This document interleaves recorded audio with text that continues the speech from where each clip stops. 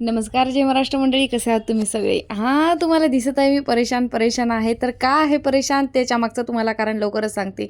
Yes, माझा जुना studio जो होता तो मी शिफ्ट करते आणि हो, सगळ्यात मोठी गोष्ट आहे की दिवाळीच्या ऐन पिरियडमध्ये मी शिफ्ट करते. सो खूप जास्त फायनान्शियली खूप जास्त नुकसान झालं. बट असो, काही ठिकाणी आपल्याला समोरच्यालाही धडा शिकवावा लागतो.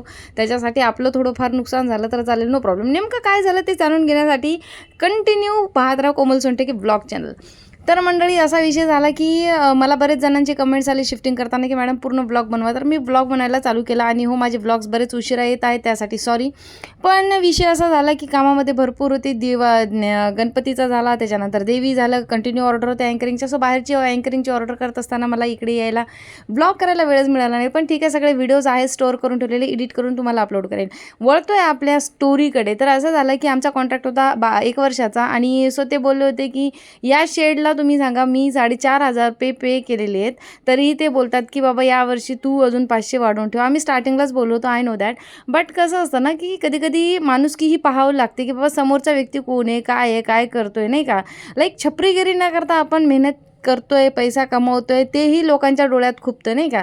कुठंतरी मग ते एक मुलगी सक्सेस होते, मग तिला आपण कसा त्रास द्यायला पाहिजे किंवा कशा गोष्टी करायला पाहिजे, ह्या गोष्टी बोलणं चालू होतं. आणि त्यांचं म्हणणं होतं की बाबा शब्दाला काही व्हॅल्यू आहे की नाही. तर मला असं वाटतं की माणसाला काही व्हॅल्यू आहे की नाही शब्दापेक्षा, माणूस काय आहे समोर. I know that. हा स्टुडिओ ओपन करताना मला खूप जास्त इन्व्हेस्टमेंट करावं लागली, कारण तुम्ही बघू शकता शेड आहे आणि या शेडला पूर्ण कवर करत असताना मला खूप त्रास गेला.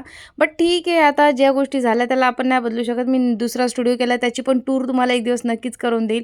हे सर्व सामान काढत असताना खूप जास्त त्रास झाला माझं मन घहिवरून आलं होतं की बाबा आपण 1 वर्ष याच ठिकाणी काम केलं, हे सगळ्या गोष्टी केल्या, फक्त 500 रुपयासाठी आपल्याला ही जागा बदलावी लागते आहे. सो त्यांचं म्हणणं आहे की बाबा तुम्हीच 500 रुपये वाढवून द्या.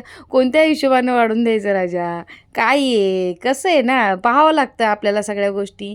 तर माझ्या स्टुडंटसुद्धा आल्या होत्या, त्या पण म्हणत होत्या मॅडम आम्ही तुम्हाला मिस करू. तर म्हटलं ठीक आहे, चल जहाँ हम वहाँ ही वहीं बसेरा, अशातली गोष्ट आहे. जिथं आपण तिथं सगळ्या नवीन नवीन गोष्ट करू शकतो. लात मारून तिथं पाणी काढण्याची आपल्यामध्ये धमक आहे. तर सो काही प्रॉब्लेम नाही येणार मला येणाऱ्या फ्युचरमध्ये. तर बघू शकतो आपण. माझं पूर्ण शटर मी डाऊन केलं, काढून टाकलेले. आणि तुम्ही मला सांगा की माझ्याकडून मी चुकली आहे का, की आपण एक अपेक्षा ठेवतो की बाबा जे आहे त्याच्यामध्येच आहे त्याच रेटमध्ये जर राहिलं असतं तर मला काय प्रॉब्लेम केला नसतं. मी समजावून सांगितलं, त्यांनी ऐकलं नाही. सो जाऊ द्या. शिफ्टिंग झाली, घरी आल्यानंतर पाहते तर माझा सर्व पसारा घरी पडून होता.